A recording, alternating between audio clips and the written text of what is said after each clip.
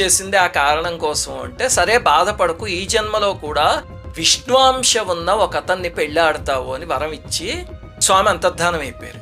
ఇంకప్పటి నుంచి విష్ణువంశ ఎవరిలో ఉంది అని ఆవిడ అన్వేషణ మొదలుపెట్టింది.